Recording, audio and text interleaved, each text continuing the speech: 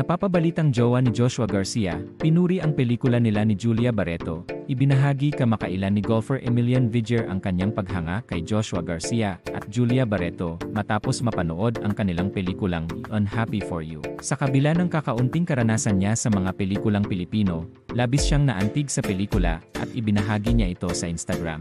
Pinuri ni Viger ang pelikula at binigyang diin ang epekto nito sa kanya na nagpapakita ng mataas na kalidad ng pelikulang Pilipino. Ano ang ipinapakita nito tungkol sa lumalawak na pagkilala sa mga pelikulang Pilipino sa buong mundo? Inamin ni Viger na hindi siya nakapanood ng maraming pelikulang Pilipino noong lumalaki siya. Ngunit ang pagganap ni Garcia at Barreto sa Unhappy for You ay nagbigay inspirasyon sa kanya upang tuklasin pa ang iba. Binanggit niya na binuksan ng pelikula ang kanyang mga mata sa kalidad ng pelikulang Pilipino at inaasahan niyang makapanood pa ng mas marami sa hinaharap. Magiging daan kaya ito upang mas mapansin ang mga pelikulang Pilipino sa buong mundo. Pinuri rin ni Viger sina Garcia at Barreto sa kanilang kakayahang magbigay ng saya at aliw sa mga Pilipino sa buong mundo sa pamamagitan ng kanilang talento. Ipinahayag niya ang kanyang pagmamalaki para sa kanila at naniniwalang karapat-dapat ang pelikula na makilala. Paano kaya ipinapakita ng epekto ng pelikulang ito sa mga manonood tulad ni Viger ang kapangyarihan ng storytelling sa sining ng pelikula?